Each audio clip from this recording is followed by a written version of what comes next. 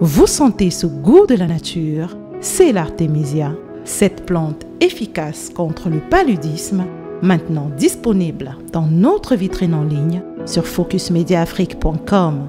De l'artémisia pour prévenir et rompre avec le paludisme, 40 grammes, 2500 francs et 3000 francs. Passez vos commandes au 671 744 756 ou dans notre média en ligne sur focusmediaafrique.com. Artémisia, vous remettre d'aplomb.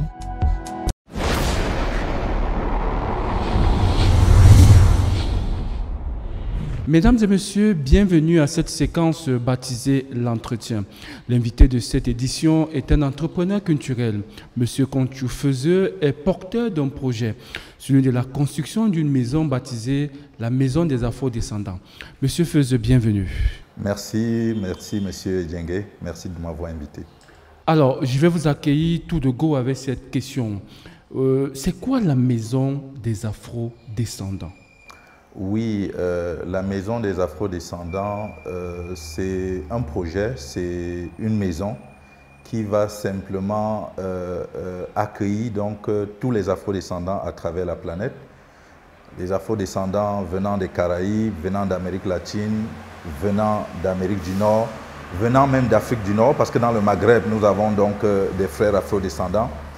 Et c'est pour que ce serait une maison donc pour donner la possibilité à ses parents, à ses frères et sœurs qui sont partis ou bien dont les ancêtres sont partis dans les conditions difficiles, effroyables même parfois, les conditions de la déportation et de la mise en esclavage il y a 300, 400 ans. C'est donc de donner la possibilité à leurs fils, à leurs descendants, à leurs petits-fils, nos frères, de revenir ici comme tout enfant rentre chez lui à la maison. D'où naît le projet? D'où naît ce projet qui aujourd'hui est en train de prendre corps? Oui, je pourrais être très long là-dessus, mais je vais peut-être articuler sur le moment vraiment le plus important dont je pense qu'il a été déclencheur de la mise en place de ce projet. C'est un voyage que j'ai effectué en Colombie en 2018. Un voyage qui a eu deux moments forts. Le premier moment qui était mon voyage de Paris à Bogota. Et dormant souvent dans l'avion, tout de suite quand j'ai fermé l'œil, je me suis retrouvé comme dans un bateau négrier. J'ai refait le voyage que nos parents ont fait il y a 400 ans, il y a 500, non, oui, 400, 300 ou bien 200 ans. J'ai fait ce voyage-là comme passager d'un bateau négrier. J'ai vécu des scènes effroyables où des parents rebelles ou malades étaient jetés à travers la mer. C'est dans ces conditions-là que, dans mon esprit, pendant ce voyage-là, j'ai commencé en parallèle que je voyais d'un côté des images assez difficiles, de l'autre, je commençais à m'imaginer justement l'idée de ce que j'appelle un festival itinérant de l'esclavage, dont le but justement, ce serait de faire un travail de mémoire sur cette tragédie, mais également de permettre donc de commémorer, d'offrir des funérailles dignes de ce nom à nos millions de parents, au bas mot 2 millions, sinon 8, 10 millions, qui sont morts pendant cette tragédie, la plupart pendant la traversée, mais certains avant ou bien après la traversée. Alors, vous parlez des questions de mémoire, des questions de patrimoine. Vous, en tant que promoteur culturel, quelle perception avez-vous de la gestion de la mémoire collective au Cameroun? Oui, avant de revenir sur cette question de mémoire, je vais terminer d'où est venue la première question, donc, qui était d'où vient ce projet. J'ai articulé sur la première phase de mon voyage de Paris à Bogota. Mais une fois arrivé en Colombie, j'ai été à Cartagène des Andes, une ville de la côte de Colombie, et j'ai été saisi parce qu'une fois arrivé là-bas, j'ai vu beaucoup de parents afro-colombiens qui m'ont côtoyé dans la rue, qui sont venus vers moi, qui voulaient savoir d'où je viens. Et quand je leur ai dit que je venais du Cameroun, ils voulaient savoir comment ça se passe en Afrique, qu'est-ce qu'on mange là-bas, et quels sont les liens même que nous avons avec notre culture, avec nos ancêtres, etc. etc. Et c'est cet échange avec ces parents-là qui m'ont conforté dans l'idée de mettre en place un tel projet. Mais maintenant, pour revenir donc à la question de la mémoire, je dois dire que surtout la mémoire concernant cette tragédie de la déportation et de la mise en esclavage, Je dois dire que malheureusement, à mon goût, on n'en parle pas souvent chez nous ici, sur le continent, particulièrement au Cameroun que je connais, peut-être dans les autres pays c'est un peu différent. Dans nos programmes scolaires, parfois on évoque la question de l'esclavage de façon vague et on ne se rend même pas compte que c'est de nos frères qu'il s'est agi. Et jusqu'ici aussi, à mon sens, on aurait pu faire davantage pour ce qui est donc justement d'un travail pour la mémoire sur cette tragédie, non pas seulement pour que ceci ne se reproduise pas, mais pour que nous, Africains nés sur le continent, que nous sachions que l'histoire a fait que des frères, des sœurs aujourd'hui naissent sur d'autres territoires et qu'il serait important de renouer des liens avec ses frères et sœurs à travers la planète et de travailler ensemble pour la prospérité et la grandeur de notre communauté. Parce qu'il faut le dire, avant cette grande déportation-là, l'Afrique était une Afrique prospère. Et pendant même cette déportation-là, c'est parfois les meilleurs d'entre nous qui sont partis dans ces conditions effroyables, les médecins, les artisans, les astronautes, les enseignants, les éducateurs, etc. etc.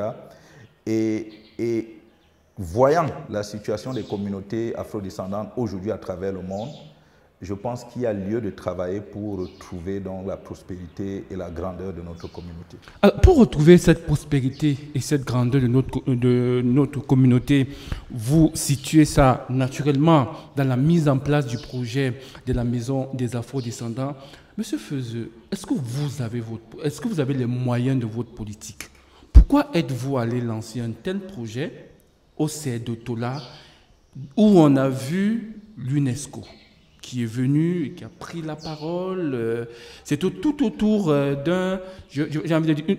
d'une conférence dite inaugurale avec des prises de parole, plus ou moins des partenaires extérieurs.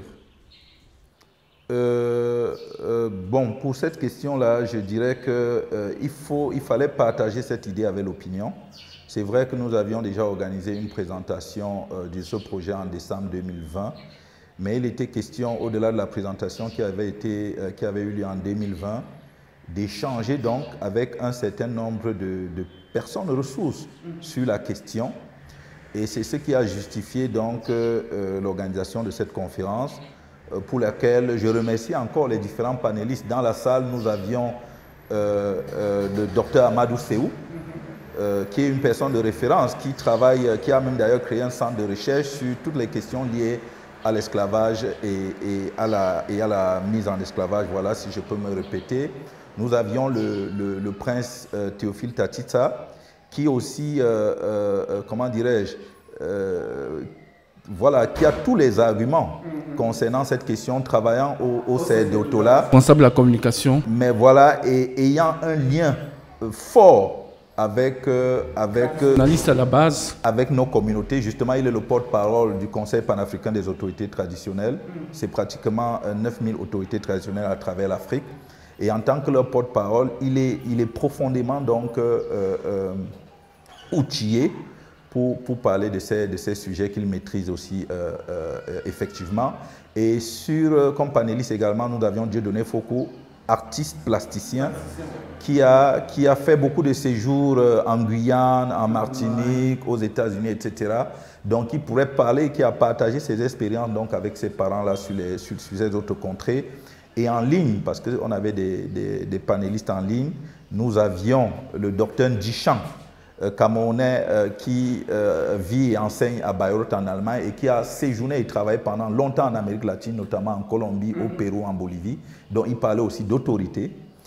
Nous avions un afro-descendant en la personne du prince Kweni Lenzele qui a trouvé ses origines au Cameroun et qui a d'ailleurs reçu donc ses noms camerounais et même ce titre de prince aussi bien dans les communautés Tchika et Bamileke au Cameroun dans lesquelles il a ses origines. Et enfin, last but not the least, nous avions le professeur Evé de l'île de l'île Maurice, c'est bien ça, voilà, de l'océan Indien, qui est d'ailleurs membre de la Fondation de la mémoire de l'esclavage en France, mais qui s'est donc pour l'occasion fait représenter par Madame Marilyn Champigny.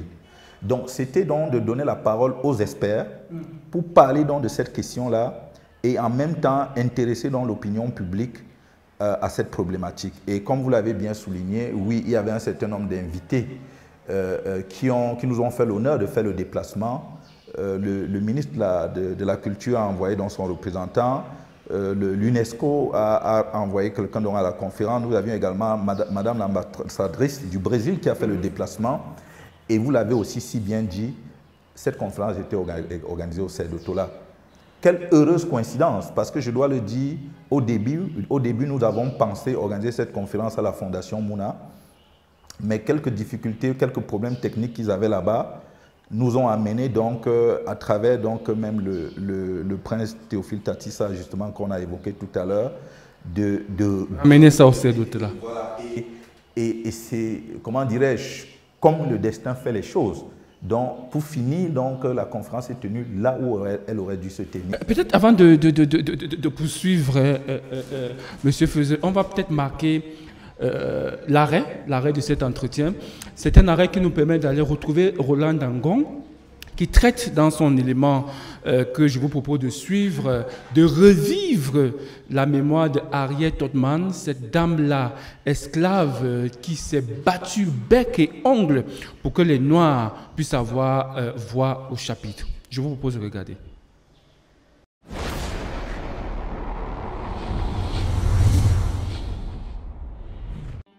Elle est la Moïse noire. Esclave aux États-Unis.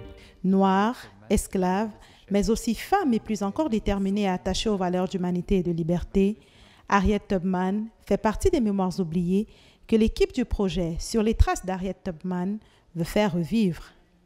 Portée par François Ebouellet, Eudoxie Nyoula, Dieudonné Nyanguna, Leslie Sozanski et Jean-Michel Dissaké, entre autres, le projet de création théâtrale sur Harriet Tubman sonne comme un hommage et une reconnaissance et un clair refus de laisser mourir un modèle d'humanisme et d'abnégation dont les parcours et les luttes pourraient être une source de fierté, d'inspiration et un modèle pour les générations futures. Au fur et à mesure de mes recherches, et je découvrais que cette femme avait toujours plein de choses comme ça à m'apporter, et je décide dans un premier temps de lire beaucoup sur Harriet Tubman et replonger dans l'histoire de l'abolition de l'esclavage aux États-Unis et décider d'en faire un spectacle. L'histoire de Harriet Tubman est très documentée.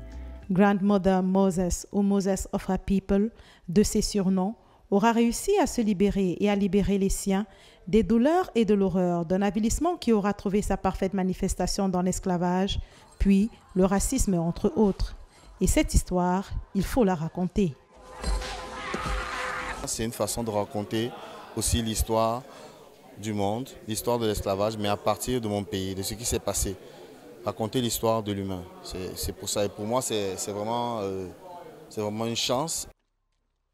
Harriet Tubman était une femme africaine dans toute sa splendeur, rompue à la tâche, une tâche qu'elle s'était assignée et qu'elle a réussi à exécuter avec brio. Parce qu'elle s'est dit, je suis venue pour accomplir une mission et je vais accomplir cette mission. Et je voudrais être libre ou mourir.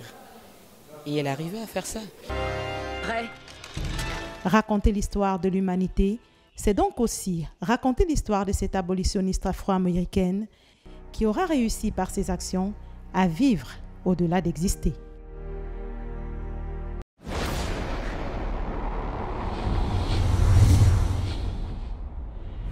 De retour, Monsieur Feuzeux, sur le plateau de l'entretien. Alors, est-ce que vous avez les moyens de votre politique? Il faut rappeler que pour l'instant, le projet, il n'est que virtuel. Et vous avez lancé une sorte d'appel à fonds pour que la matérialisation physique de ce projet. Et quand on sait que, quand on en vient aux questions de finances, les afro-descendants, les Camerounais de la diaspora sont un tout petit peu réticents. Excellente question, merci pour la question. Est-ce que nous avons les moyens de ce projet, si je peux le dire simplement comme ça? je dirais tout de suite, oui, nous avons les moyens. Pourquoi est-ce que nous avons les moyens? Les ancêtres ne peuvent pas vous confier une telle mission sans vous montrer le chemin, comment vous allez faire pour arriver aux ressources nécessaires pour construire, pour mettre ce projet en place. Je commencerai par dire que pour les moyens donc, de cette maison-là, moi personnellement, ma petite personne, j'apporterai une contribution quand même qui va être de l'ordre de 30% du financement du projet, personnellement. Et nous allons donc solliciter je dirais les hommes de bonne volonté, parce que ce n'est pas une question d'Africains ou bien de personnes d'ascendance africaine. Nous allons solliciter l'aide ou bien le soutien de tous ceux qui sont d'accord pour que cette grande injustice humaine commence à avoir une première réparation, ce que j'appelle même une forme d'auto-réparation. Restons dans le cadre de l'injustice, M. Feuzeux. Qu'est-ce que vous répondez à ceux qui estiment qu'il y a une injustice entre votre projet et le projet porté par l'association Arc Jammers, qui est également dans le cadre de la reconnexion? Certains vous accusent de plagiat. Qu'est-ce que vous répondez? C'est dommage que certains le pensent ainsi. Je dirais que je dois saluer le projet Arc Jammers. Je dirais même que si ce projet de la Maison des Afro-descendants naît, c'est à travers l'expérience que nous avons aussi de Arc Jammers. Parce que c'est dès les premières arrivées, les premiers voyages de reconnexion que Arc Jammers a organisé dans les années, si ma mémoire est bonne, 2010, 2011, 2012, que personnellement j'ai été sensibilisé sur cette problématique. Par la suite, même Lisa Aubrey, qui a beaucoup œuvré dans ce cadre-là, a publié l'ouvrage In Search of Bimbia. Et c'est ce qui nous a permis de comprendre que le Cameroun a été un très grand port d'embarquement donc, de la déportation transatlantique. Donc, je crois que le projet de la Maison des Afro-descendants est fille du projet Arc Jammers. Donc, je peux le dire ici, c'est Arc Jammers de cette façon-là qui donne naissance à ce projet. Moi, je vois plutôt que les projets se complètent très bien. Parce que, en tout cas, pour ce que je connais du projet Arc Jammers, c'est dans l'organisation des voyages de reconnexion. Mais l'approche qui est celle de la Maison des Afro-descendants, c'est de dire, ne laissons pas nos parents venir ici comme si c'est un Chinois ou bien un Japonais qui arrivait ici et se retrouver dans un hôtel. C'est entendu, monsieur. Voilà, donc c'est ça, à ce niveau-là, que je pense plutôt que ce sont des projets complémentaires. Le projet complémentaire, est-ce que le projet de la Maison des Afro-descendants n'est pas programmé pour échouer comme Mother of Humanity? Ça fait plusieurs années. Arc Jammers s'est battu pour que le Cameroun puisse avoir la paternité du projet. Le terrain a été donné à Kribi, il est querellé aujourd'hui. Depuis pratiquement 5 ans, on va de ministère à ministère, de département à département, de symposium en symposium. Il n'est jamais né. Quand je vois un projet comme le vôtre, et s'il ne va pas suivre la même rengaine, ne me dites pas que là c'est l'État et vous êtes le particulier. Vous semblez être justement dans les secrets de Dieu. Je ne sais pas pourquoi le projet de Arc Jammers, de Mother of Humanity porté par Arc Jammers, n'a pas encore abouti. Ce n'est pas une raison, à mon sens, donc, de considérer cela comme un échec. Peut-être dans la mise en œuvre, ça prend beaucoup plus de temps qu'on aurait tous souhaité, mais ça ne signifie pas l'échec de ce projet. En tout cas, je n'aurai pas d'éléments pour l'affirmer, pour le dire. Et vous soulignez là aussi un point important. Je ne suis pas non plus dans les secrets de Arc Jammers pour savoir comment ils s'en prennent pour la mise en place donc, de ce projet-là. On peut constater, et vous venez de le dire aussi, que l'État du Cameroun est très impliqué. On le comprend tout à fait, vu même l'ampleur de ce projet-là. Ce n'est pas un mini-projet comme le projet de la Maison des Afro-descendants. Moi, je peux vous garantir que le projet de la Maison des Afro-descendants sera un succès. Non pas parce que je serai quelqu'un d'extraterrestre ou bien d'extraordinaire, mais simplement parce que je vous ai dit, ce projet, je le sens vraiment comme un appel des ancêtres. Et j'ai la foi et la conviction que si les ancêtres me demandent de porter une telle mission, ils savent comment ils vont me guider pour que je trouve les moyens. Et je vous ai dit par ailleurs qu'une partie des ressources était déjà disponible et que nous, oui, effectivement, nous allons aller vers un certain nombre d'institutions, aller vers des entreprises, faire appel à la générosité donc, de tous ceux qui pensent que c'est un projet qu'il faut que ça se réalise, pour qu'ils contribuent aussi pour que ce projet soit mis en place. Et pour aller encore dans ce sens, je dirais que la preuve que ce projet va se faire, ce serait que d'ici 3 ou 4 semaines, vous allez voir les murs sortis de terre. Donc ce n'est pas voilà, ce n'est pas un truc qui va se faire dans 2, dans 3, dans 4 ans, ça va se faire dans quelques semaines. Mais qu'allez-vous faire? Quelle est la stratégie que vous allez mettre en place pour perpétuer la mémoire de cette période sombre de l'histoire de notre pays, de l'Afrique à travers cette maison? Quand on est dans un contexte au Cameroun où les archives semblent véritablement ne plus avoir leur place. Oui, là aussi c'est une extraordinaire question que vous posez. Dans la maison, nous aurons un espace culturel et l'une des missions de cet espace, ce sera justement de faire ce travail de mémoire qu'on va faire à travers des expositions d'art, qu'on va faire à travers des représentations cinématographiques, qu'on va faire à travers du théâtre. Et on projette de se connecter dans le réseau des différents lieux de mémoire qui existent à travers la planète. Il y en a une multitude aux États-Unis. J'ai eu la chance en 2019 de visiter par exemple la Whitney Plantation. Il y en a sur le continent en Afrique, il y a dans les Caraïbes, il y en a en Amérique latine, même sur le territoire européen. Donc c'est de se connecter donc déjà à ces différentes initiatives qui font ce formidable travail de mémoire et ensemble avec eux voir comment la passerelle peut être faite pour que ce genre de travail soit fait également ici sur le continent et notamment au Cameroun. Mais en dehors de toutes ces activités de mémoire que nous allons faire, naturellement l'espace culturel qui sera mis en place va permettre aussi à créer la mobilité des artistes dans les communautés, au travers des communautés afrodescendantes dans le monde.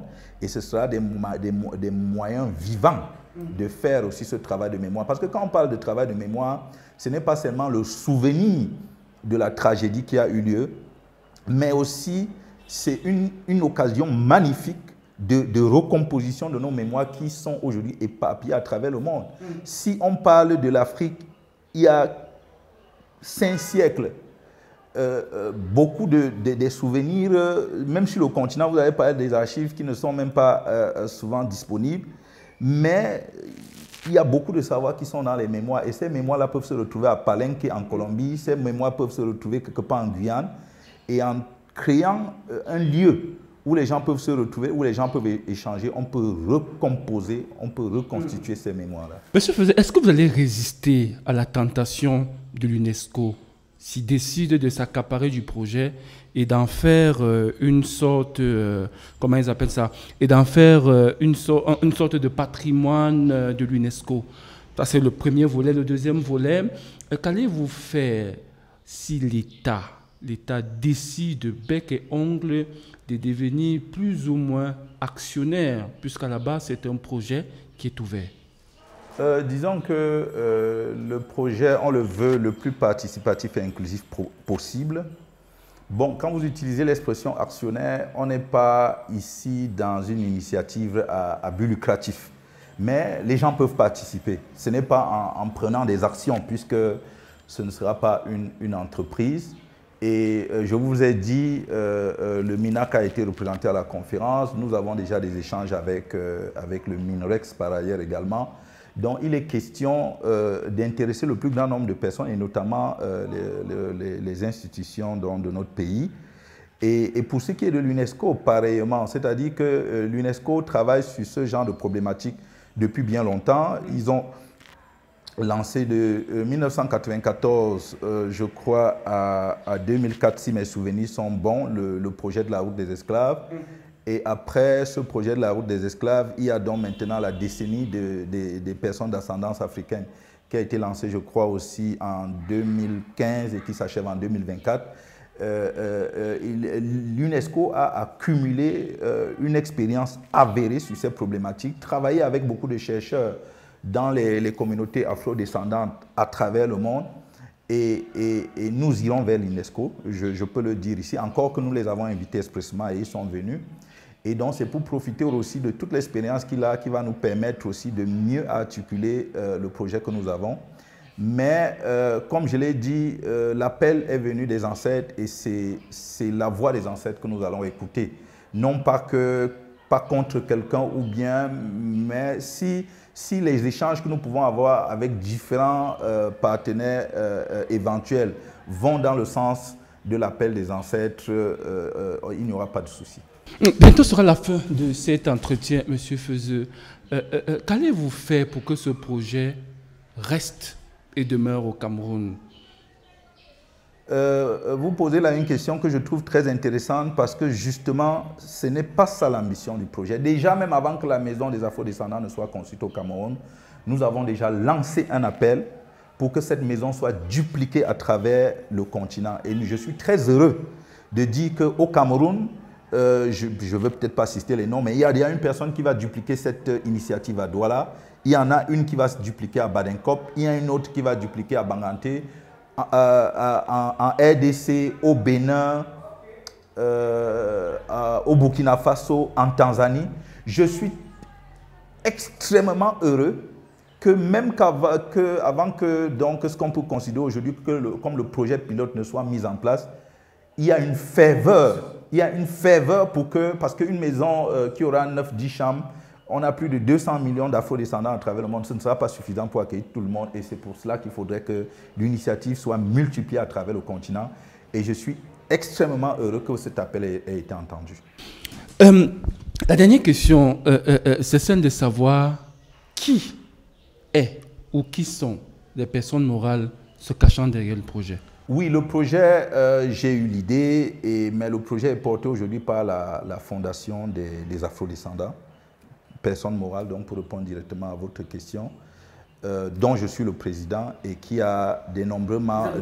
Président fondateur? Oui, le président fondateur. Et qui sera président à vie? Je suis le président fondateur. Comme les fondations, oui, les fondations, c'est ça. En tout cas, M. Feuzeux, merci de vous être prêté au jeu de cette séquence réservée à l'entretien. Nous nous sommes appesantis sur un versant très essentiel de notre histoire relatif à la mémoire, notamment la construction dans les années à venir de la maison des Afro-descendants. Merci encore d'être venu. Je vous remercie. C'est ici que s'achève cet entretien réservé à la question des Afro-descendants qui désormais pourront avoir un pied au Cameroun et dans les autres parties de l'Afrique pour venir être guéris de des blessures qui traînent depuis 200 voire 300 000 ans, issues de cette fameuse et hideuse tragédie que nous appelons l'esclavage. À très bientôt.